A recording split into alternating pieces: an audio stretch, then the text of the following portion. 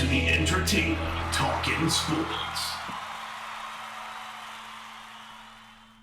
What is going on, football fans? Back at it with another New York Giants video as news has come out about the Atlanta Falcons edge rusher Vic Beasley, who spent the first 5 years of his career there with the Falcons, where he had some ups, he had some downs. Now, one thing that I consistently read about when I did research on Beasley, and obviously knowing about him, when you look at his numbers, he's inconsistent. And that is why Atlanta Falcons fans wanted to move on. That is why ultimately Dan Quinn and the Atlanta Falcons chose to move on from the edge rusher, Beasley.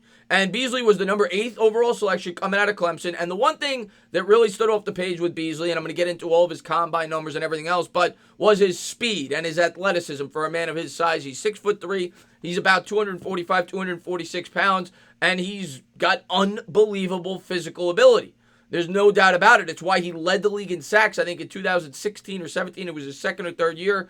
We'll look at it when we pull up the numbers, where he had 15 and a half sacks. But outside of that, he's been fairly inconsistent. Now, this year, he did have 8 sacks for the Falcons.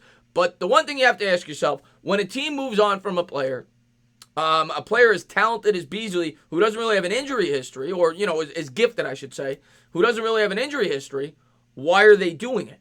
That's the first thing you got to ask yourself. Of course, the New York Giants definitely have a need to fill there at the pass rusher position. It's why we're so interested in Unique Ngakoue.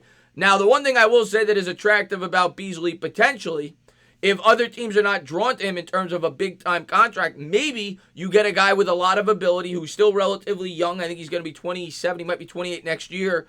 Maybe you get him on a short-term contract, 2-3 years on a pretty cost-effective price. Maybe you pay half the price that you would for an Ngakoue, $10-11 million a year, and you pay him over a 3-year contract. If that were to present itself, it's something I'm potentially interested in. Now, the other thing that Joe Judge may be attracted with about a Beasley is that he has experience playing in both. He's played predominantly as a defensive end in a 4-3 system with the Falcons, but he's played both the linebacker and the edge rusher. Now, Dan Quinn going into the 2018 season thought it was a mistake because his numbers dropped off so much. He did say, however, he knew his sack numbers would drop off in 2017 because he shifted him to the linebacker spot, but he thought he would help in coverage, things like that. But it didn't work out, and he moved him, predominantly back to the edge rusher. But he's played both as an outside linebacker and as a pass rusher. And maybe Joe Judge might look at a guy this talented and say, you know what? On a short-term deal, he's worth the flyer because I think maybe we could get the most out of this kid with his talents, and I like the fact that he could do multiple things. It's certainly something that is possible. And when you read his scouting profile coming into the pros, a lot of people thought he could play both the outside linebacker and the edge rusher. I think he would certainly fit in the Giants system as an outside linebacker in the 3-4, and if you play some 4-3 scheme, he could also play that, as he's demonstrated with the Atlanta Falcons. He's certainly still a good player. He's not his numbers don't suggest that he's a great player. He may have the talent, but he has not been a great player at the pro level, and it is outside of 1 year, and it is because of his lack of consistency. But let's jump into some of the things I wanted to show you guys about Vic Beasley and why maybe the New York Giants will or will not be interested in bringing him in come free agency time, depending on the price. First thing I wanted to pull up for you guys is the announcement. This came out about an hour ago. The Atlanta Falcons announced that they will not pursue negotiations with defensive end Vic Beasley, meaning the former NFL sack champion will become a free agent. As we continue to craft our 2020 roster, we'd like to thank Vic for his 5 years of effort on behalf of the organization, General Manager Thomas Dimitrioff said in a statement on Monday. So they made it clear, we still got a month and a half or even 2 months. No, a month and a half before free agency. They've already said, we're moving on from this guy. So if you want him, go out there and try to get him. And I know some Giants fans may be excited about this. Maybe Giants fans want to bring in Beasley. And for the right price, he might be, an option. He's not even near the class of some of these other guys, though, based on some of the things I've read about him, about his inconsistency. But maybe the coach can get the most out of him, and maybe he's a reclamation project on a short-term deal. This was his physical ability coming into the pros, which only tells half the story. Of course, the player has to make the most out of his God-given gifts. But this is why he was such an early pick. He was 8th overall. Some people worried about his size. They didn't know if he'd be able to get it done at the pro level because of his lack of size. And he has to use his speed more from everything I've read, because that's what he has going for him. But these were his combine results. He had a 4.53 40 time for a defensive end. That's very impressive. 35 on the bench. 41-inch vertical leap. Another that's really good for, a guy his size. 6.91 on the three-cone drills. Really good as well.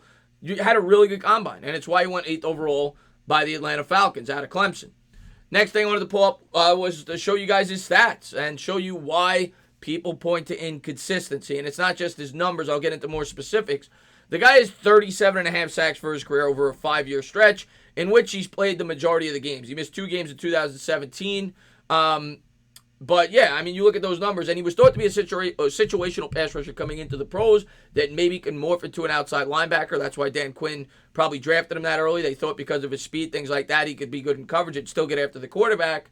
But you look at his numbers, the guy's got 37.5 career sacks in 5 years, which averages out to be about 7, almost 8 sacks a season. But 15.5 of those sacks came in 1 year, in which he was, like we said earlier, the sack champion and an all-pro player.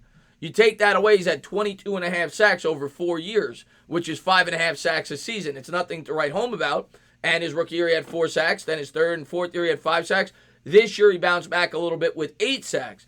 But he continues to be inconsistent from everything that I've read, and that's why I don't think he'll command as much money as some of these other players. Next thing we got up is this. This is what Quinn had to say after his disappointing season in his third year, coming off the year in which he had 15.5 sacks. He then dropped all the way down to 5. This is what Quinn had to say about Beasley. I'm going to put him full-time, all the time, back at the pass rusher, Quinn said when he tried to experiment playing him at the linebacker. I thought it was best for the team, even though some of his production would go down. His best role is doing what he does.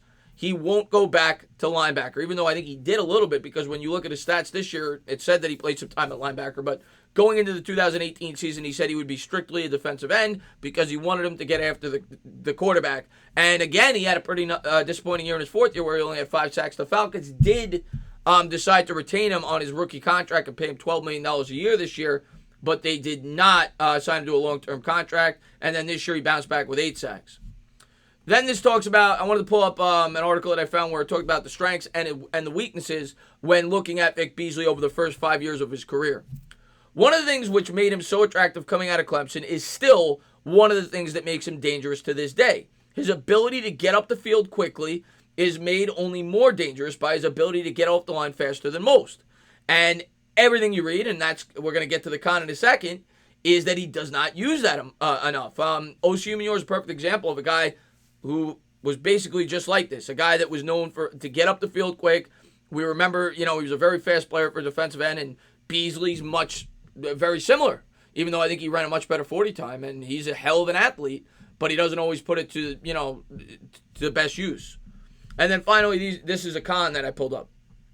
While he's certainly fast, Beasley has yet to fully develop a toolbox full of pass rushing techniques to use when his speed doesn't work early in the down. This means if the Buccaneers' offensive line can stall his initial efforts, there's a good chance he'll take himself out of the play. And this was a Bucs website talking about Vic Beasley and the matchup that he was going to present against the Tampa Bay Buccaneers.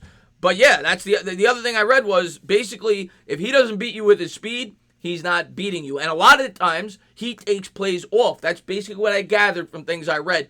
Not very attractive things, and it's why Atlanta Falcons fans and the Atlanta Falcons organization wanted to move on from Vic Beasley at the end of the day. And maybe Vic Beasley took his time there for granted. Maybe he felt because he was such an early pick that he didn't always have to put in 100% effort.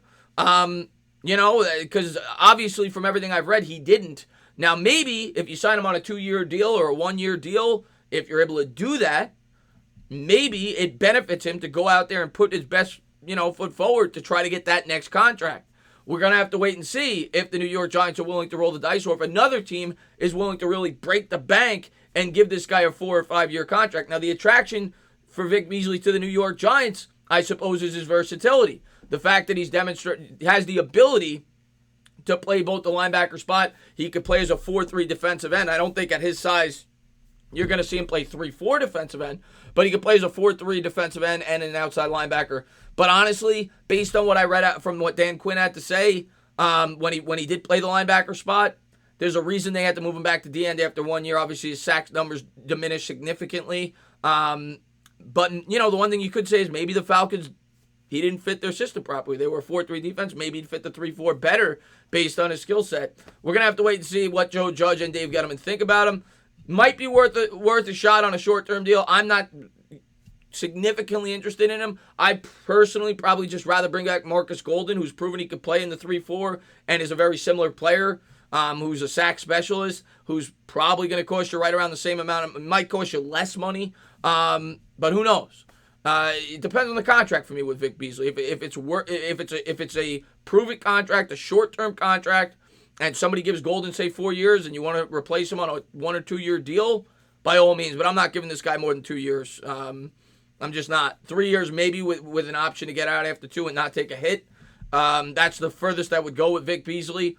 He's got a ton of talent. There's a reason he was drafted as early as he was. But outside of 1 year, he has not lived up to that talent. And there's a reason the Falcons are letting him go. So that's my take on Vic Beasley. As always, guys, if you like what you watch, please subscribe. Drop a comment. Maybe give me a little thumbs up. Cheers.